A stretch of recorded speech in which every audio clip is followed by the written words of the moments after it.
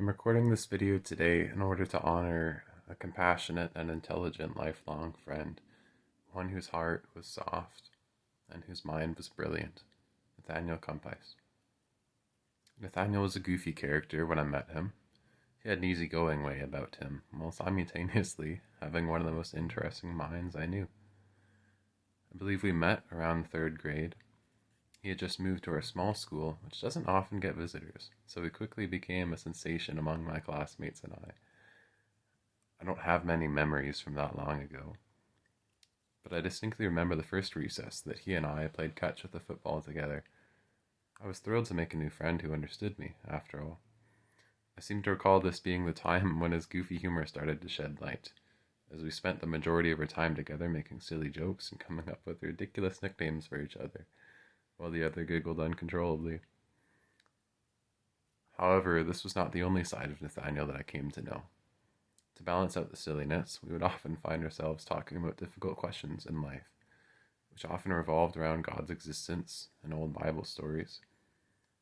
One such time happened over our lunch break in elementary school, when someone brought up an inquiry about the Holy Trinity. How can God be three persons, but be described as one God? That doesn't make sense, somebody asked. And I'll never forget Nathaniel's response, not because it's particularly accurate, but because a kid his age had no business having such profound thoughts. He posed the idea, and it went something like this. What if God really is three separate beings, but he is one God because they are unified in their goal? They work together in perfect harmony, all playing their part to complement each other.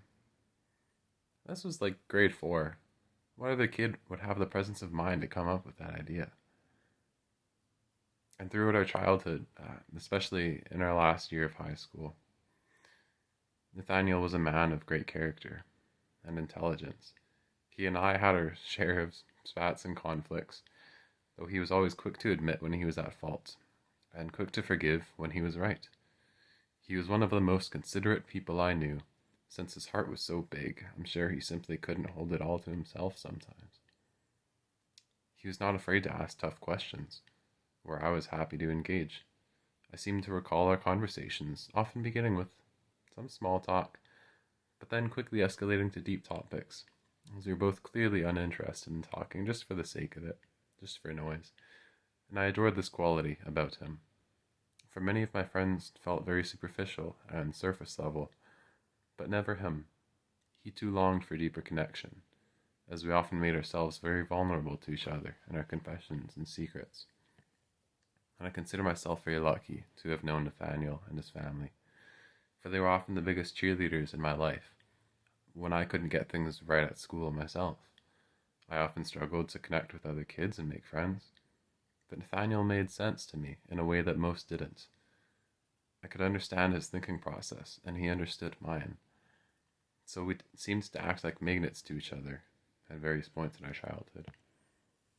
One such moment, when our paths crossed, was rather unlikely, but my family had made our first trip to the local ski resort. Local being a stretch, where I was learning how to ski for the first time. Lo and behold, we happened upon this character and his whole family on the hill.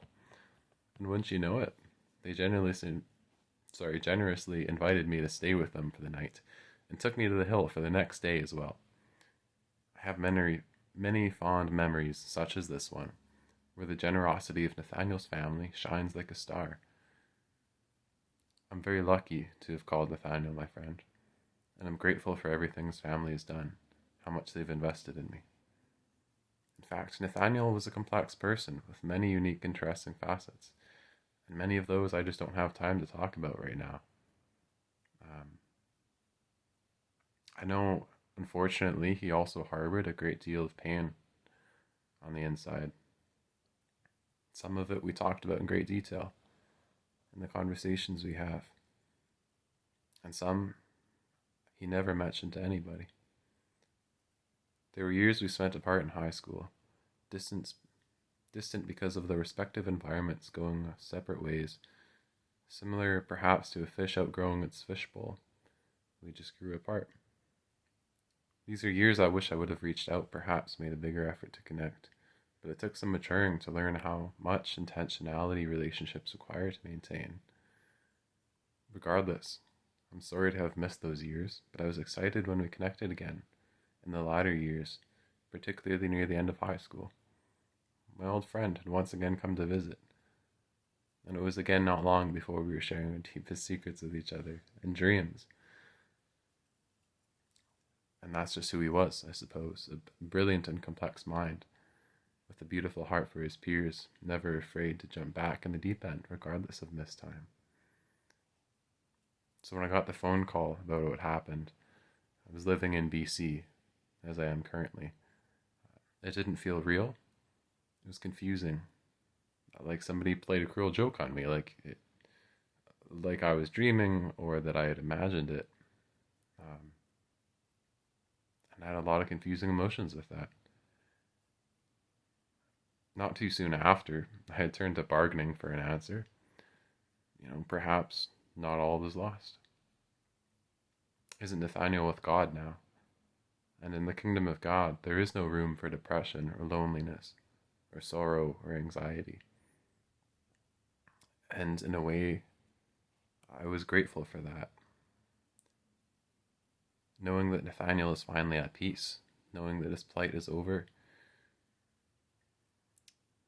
And with that came many conflicting emotions. But I know we'll meet again one day. And for that, I'm at peace.